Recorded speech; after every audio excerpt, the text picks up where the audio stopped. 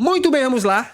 Uma aula sobre o neopentecostalismo brasileiro com o Thiago Santana no Virela. Vamos ver.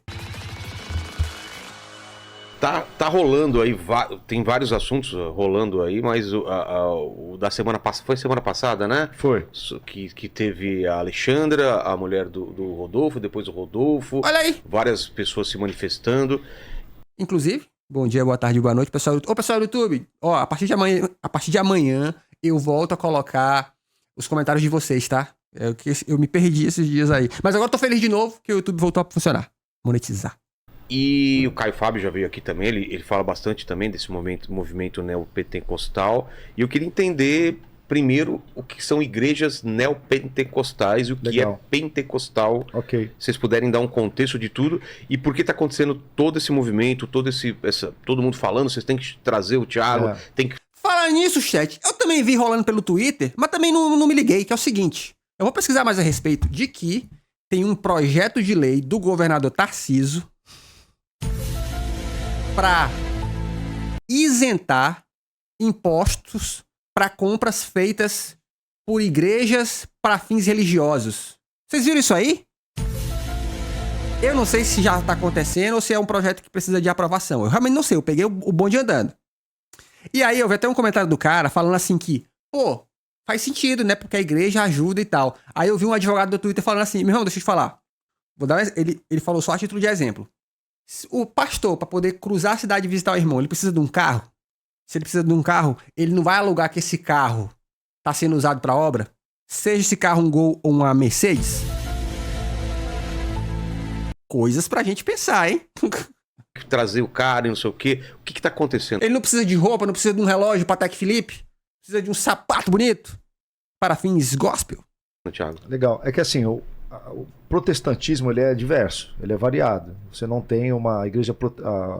movimento protestante e depois o movimento evangélico, porque o evangelicalismo é um ramo do protestantismo. Tá.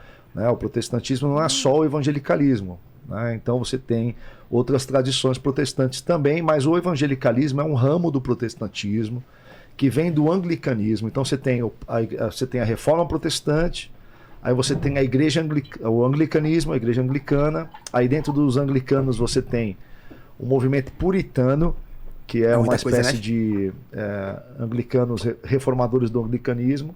Desse movimento puritano surge uma figura chamado John Wesley. E John Wesley foi uma pessoa muito importante e muita gente o conhece de maneira muito forte por conta da sua relação com o metodismo. John Wesley, ele tinha... E curiosamente temos igrejas metodistas e igrejas wesleyanas. Um grupo de amigos chamado Clube Santo, e daí surge o metodismo. No início do século XX, tinha um seminário nos Estados Unidos, em Los Angeles, chamado Seminário Bethel, e lá tinha um homem negro chamado William Seymour, que era aluno do seminário metodista, mas que não podia nem assistir às aulas dentro do seminário, ele tinha que assistir às aulas do lado de fora da sala de aula porque ele era negro, isso em 1906. E em 1906, naquele período, duas coisas importantes aconteciam. Existia um movimento na Europa chamado Avivamento de Gales, que era um momento de despertamento espiritual lá em Gales, onde as pessoas tinham a experiência da glossolalia, que é o falar em línguas. Esse é o nome? Ô, louco. E relatavam muitas experiências com cura divina, com milagres, com ações sobrenaturais de Deus, e trouxeram esse movimento para os Estados Unidos. E um ano antes, em São Francisco, tinha havido o grande terremoto ali na Califórnia, aquela coisa da falha de Los Angeles, então tinha ficado assim um ambiente apocalíptico, igual agora a gente vê no Rio Grande do Sul.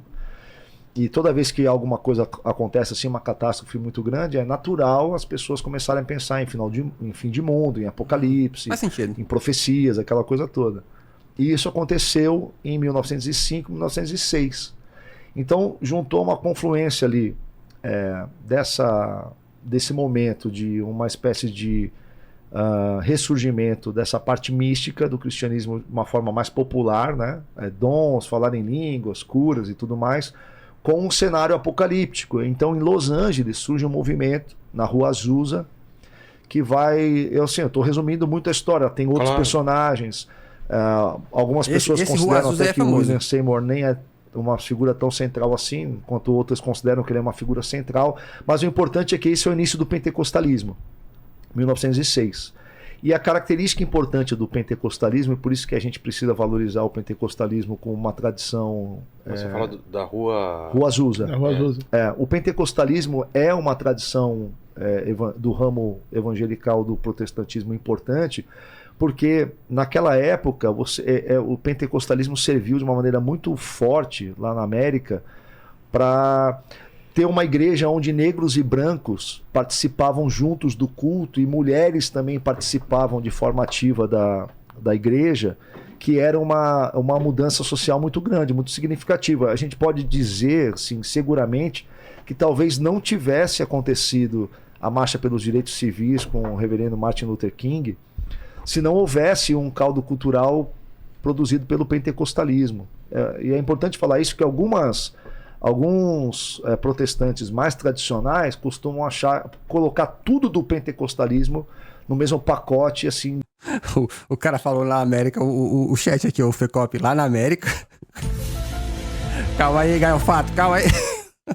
De heresia, e não é. Tem muita coisa importante no pentecostalismo. Aqui no Brasil, por exemplo, eu acho que nenhuma organização, nem partido político, nem nenhum movimento reúne tantas lideranças de pessoas pretas como o pentecostalismo. Você tem nas periferias, nas favelas, você tem muita igreja pentecostal e eles fazem um trabalho social importante. Só que conforme vai passando o tempo, o pentecostalismo vai diversificando. A gente conhece as denominações pentecostais clássicas. No Brasil, você tem a Assembleia de Deus, por exemplo, tem a Congregação Cristã do Brasil, que também é no início do pentecostalismo, embora depois ela tenha ido para um outro caminho. Mas aí depois começam a surgir outras igrejas pentecostais, que, por exemplo, a Igreja Quadrangular, a Igreja Brasil para Cristo e estas outras igrejas. Brasil para Cristo, essa é nova, essa eu não conheço não. Igrejas pentecostais, elas tinham foco na cura divina e na libertação. Verdade. Aqui na minha cidade, a Quadrangular fazia todos os anos. Agora eu não sei se ainda acontece, mas isso era muito famoso na cidade porque eles pagavam carro de som para ficar fazendo amanhã ao pé da cruz. Então era um dia do ano que a galera ia cedo pra igreja, né? E passava amanhã ao pé da cruz. E aí fazia, né, ofertas e coisas pra Deus te dar o seu milagre. Essas coisas aí. Foi nessa época que eu me toquei que começou a surgir as correntes, que era 7 dias orando para um propósito e tal. Esse movimento é chamado de pentecostalismo de segunda onda, né?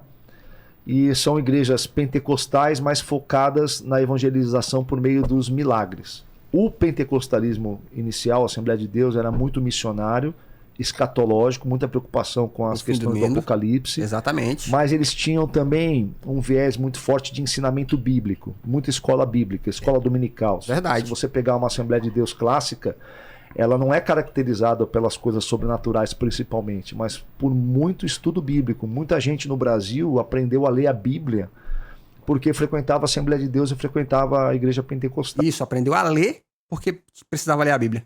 Então isso é muito importante. O pentecostalismo é muito importante. Já quando vai chegando nos anos 60, os anos 70... Vou comentar aqui do céu. Já vi um vídeo uma vez que as igrejas são cíclicas. Sempre tem um assunto que tá na moda. Uma hora é milagre, outra hora é prosperidade, por aí vai. E eu vou além, tá, Sam? Eu acho que elas foram nichando. Então, você literalmente tem denominações que são mais voltadas para a prosperidade. E aí a gente tem, acho que o grande expoente seria Universal. Você tem as congregações que são voltadas para a música. O grande expoente global, Hillsong, né, que se destacou pelas artes. Então, você vai tendo essas coisas. E claro que mesmo dentro da própria congregação, a Assembleia é o grande exemplo, porque a Assembleia, como é muito antiga, ela se desmembrou em várias pequenas nem tanto, né? Em várias outras denominações. Então você vai ter a Assembleia de Deus A, B, C, com vários nome de bairro, nome de não sei o quê. E dentro dessas igrejas, à medida que elas criaram esse esquema de matriz e filiais, em geral a matriz se tornou um grande espelho do mundo que as igrejas hoje defendem, que é o espelho da prosperidade. Então, as matrizes são igrejas enormes, muito bem acabadas, né? Que acaba atraindo aquela camada mais rica da sociedade, digamos assim.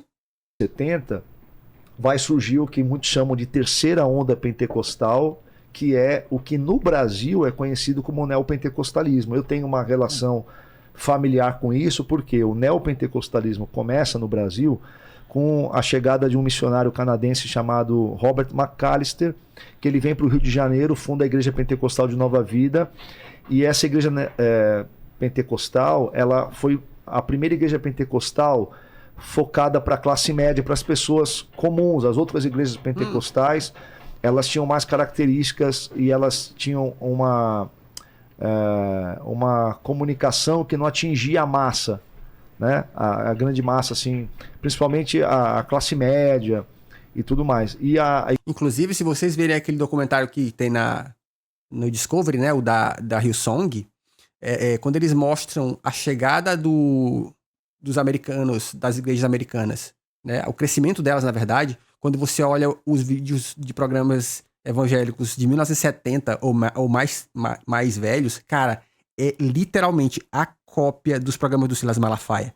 Gente, é impressionante. Tu olha pro cenário do Silas Malafaia e você vê aquele programa de 60 anos atrás. Você fala, caralho, bicho, o cara copiou na cara dura. A Igreja Pentecostal de Nova Vida, ela chega com essa característica de se comunicar muito com vamos dizer assim, com a parte urbana da sociedade. E dessa Igreja Pentecostal de Nova Vida, eu tenho uma relação familiar com isso, porque o avô da minha esposa, ele foi pastor e trabalhou junto com o bispo Robert McAllister lá no Rio de Janeiro.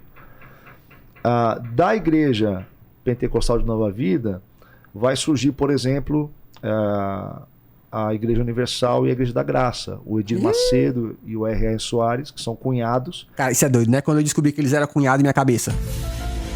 Como é que é?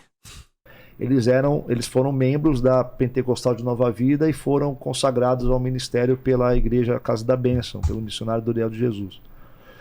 E aí, esse movimento, ele vai, com o tempo, vai ramificando, e quando chega nos anos 80, vão surgindo as igrejas independentes, que até então não eram comuns. E é aí que o neopentecostalismo começa a assumir a forma que ele tem hoje. Porque nos anos 80 vão surgindo o movimento de comunidades evangélicas, que eram igrejas independentes, mas que ainda mantinham um vínculo teológico com as tradições do evangelicalismo, ainda com o pentecostalismo e com a teologia reformada. Dos anos 80 em diante, anos 90, os neopentecostais que estão surgindo, essas igrejas em comunidade, igrejas independentes, elas vão, cada uma para se diferenciar, adquirindo doutrinas e teologias próprias. E aí cada igreja vai dando ênfase a uma questão peculiar para si. Aí, ó, o Valdomiro também saiu da Universal. Sim, inclusive, eu falo porque eu participei da Universal há um tempo, tá, gente? Rolava muita crítica dos pastores da Universal ao Valdomiro Santiago, porque isso era assunto que você via. E assim, eu via por quê? Porque quando eu frequentei alguns cursos da Universal, nessa época eu trabalhava numa produtora de vídeo, e essa produtora de vídeo gravava os programas da Universal. Sabe esses programas Pare de Sofrer? A nível local, né? Com chroma e tal. Então, para agradar, o dono da produtora ficava conversando com os pastores, né? Não, pastor, o que você precisa? Piriri-paró. Então, eventualmente, ele contava os papos. E os papos era de que a Igreja Mundial do Poder de Deus, que é do Valdomiro, né? Que ele chegava nos pastores da Universal e falava assim, ó, vem pra cá que eu te pago mais, tá? Porque, pelo menos aqui a nível local, tá, gente? O que eu vi na época na Universal era o seguinte, os pastores ganhavam um salário de mais ou menos 3 a 4 mil reais, só que eles tinham casa e carro. Nada no nome deles, tá? Tudo no nome da igreja. Então, era por isso que, na maioria das vezes, esses pastores eram caras que você claramente via que eram homens sem instrução nenhuma. E não só sem instrução no sentido educacional de escola. Eram homens sem instrução bíblica, inclusive. Eles eram só uns repetidores daquilo que os super pastores, né? O pastor CEO acima dele falava. Você via que o cara era só um repetidor. Só que tu imagina, gente, Para um cara sem estudo, sem instrução, de vida difícil, começar a ter carro e casa, e a honra, porque esse cara agora passa a andar de gravatinha pra cima e pra baixo, ganhando 3, 4 conto, pra esse cara, isso é maravilhoso. Então esse cara vai defender aquilo com unhas e dentes. Nessa época, gente, eu via que a Universal fazia uma coisa, supostamente, seu polícia, que eu ficava, que quase aconteceu na igreja que eu frequentava antes, só que eu saí antes disso, que era, eles fazem 1 milhão de reuniões. Você pode ver, pastores da Universal são muito ocupados com o quê? Com reuniões. Por quê? Porque quando eu ocupo muito a sua cabeça, com vários eventos, você... E esse é o meu diagnóstico, tá, gente? Completamente pessoal. Quando eu ocupo sua cabeça com um monte de reunião, você não tem tempo de pensar. Você fica sem tempo de desenvolver pensamento crítico. Então, eu vou te ocupando com um monte de coisa, você fica tão ocupado que não dá tempo. Tanto que, historicamente, na Universal, quando os pastores que pregam sobre finanças se destacam muito, e se você pesquisar na Universal, você vai ver uns 3 ou 4 que se destacaram muito, o que a Igreja Universal fazia? Pegava esses caras e mandava eles pro cu do mundo na África. Esses caras que eram bombásticos aqui no Brasil, que tava bombando e tal, o Edir Macedo chegava e... vou te mandar para o cu do mundo na África. Por que será? Porque o cara ficava esperto. Tanto que muitos desses caras saíram da Universal anos depois. E hoje tem suas próprias igrejas aí. E isso a gente percebe que é um movimento que tem muito a ver com a nossa cultura pós anos 80, que é essa cultura da propaganda, da publicidade, e você vai percebendo que cada denominação vai buscando o seu nicho de mercado. Olá. E aí o mercado e o marketing começa a determinar o que a igreja crê. E as pessoas não percebem isso. Por quê? Porque hoje, nos dias de hoje, qual eu ressaltaria como a principal característica de uma igreja neopentecostal? Vou ressaltar duas, tem várias, mas vou ressaltar as duas que eu considero principais. Primeiro, a igreja neopentecostal de hoje, estas igrejas, algumas são apostólicas, outras são proféticas, outras são ministérios evangélicos, tem várias nomenclaturas. Algumas até misturam, né? Mas a principal característica delas é o seguinte: primeiro, elas são desconectadas com a grande tradição cristã. Que são as teologias mais respeitadas com literatura, com autores, com tradição, né? Que tem um fio histórico que as conecta com a Reforma Protestante e com o cristianismo que vem desde o primeiro século. Nas igrejas neopentecostais de hoje, muitas delas, né? Por isso que algumas vão adquirindo características de seita, essas igrejas elas não comunicam para o seu povo a tradição cristã, a teologia bíblica conectada ao protestantismo. Elas comunicam para o seu povo a visão ministerial do seu líder, seja ele... Caraca, muito, bicho! Gente, é exatamente isso. Pode ir em qualquer igreja dessas aí, que o que está sendo comunicado, na maioria das vezes, é a visão do líder sobre o mundo que ele espera. Que é o mundo que nós vamos conquistar tudo. Gente, quantas vezes eu escutei...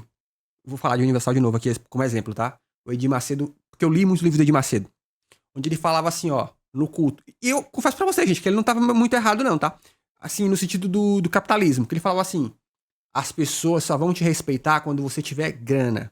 Por isso que ele batia e bate na tecla da corrente 318, né? Fogueira Santa de Israel, piriri pororó.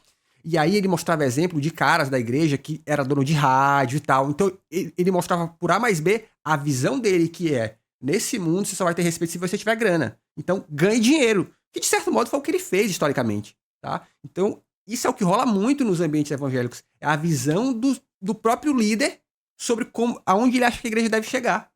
Eu lembro que quando eu li o livro do Edir Macedo, ele falava claramente assim, ó.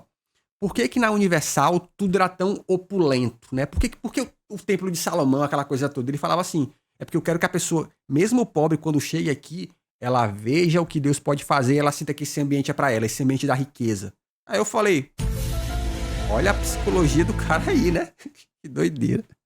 Então, é bem isso, mano. É literalmente. E aí, obviamente, né, ao longo do tempo, as igrejas foram se preparando para serem capazes de levar sua mensagem através dos meios de comunicação, né? Através dos rádios e da TV. Gente, eu tive a chance de fazer uma transmissão ao vivo para a Igreja Adventista do Sétimo Dia.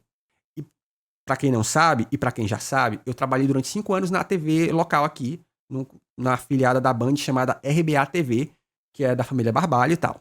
E aqui na minha cidade, a RBA tinha, eu acho que até hoje tem, o melhor estúdio de TV. Os caras literalmente têm um estúdio de TV. Você chega lá, mano, fundo infinito, iluminação profissional, é de tirar o chapéu. Até o dia que eu entrei no estúdio de TV da Adventista do Sétimo Dia aqui na minha cidade. Eu fiquei em choque, chat. Chat, é estúdio de TV foda pra caralho. Meu amigo, só Mac pra todo lado, altura gigantesca do pé direito, iluminação profissional, câmera, só Blackmagic, pra quem entende, né? E eu, caralho, doidão. Eu não tinha noção. Ele é um apóstolo, um pastor, um bispo, cada uma tem a sua nomenclatura. E essa visão ministerial, ela é um compêndio de crenças que foram formadas na cabeça dessa pessoa que as lidera. Isso que é muito perigoso, né? E a outra característica principal é que essa pessoa, esse líder, geralmente é o dono da igreja. Ele atua como dono da igreja. Exato. Recentemente, nos Estados Unidos, teve um escândalo envolvendo um homem chamado Mike Bickle, que ele iniciou nos Estados Unidos um movimento chamado IHOP, né? Que acabou se tornando uma denominação. Tem até uma igreja aqui no Brasil que já se desvinculou. Mas o que esse Mike Bickle veio a público e se tornou notório que ele tinha vários problemas de caráter, de comportamento e tudo mais. Por que ele pôde fazer tudo isso? Por que ele chegou onde ele chegou?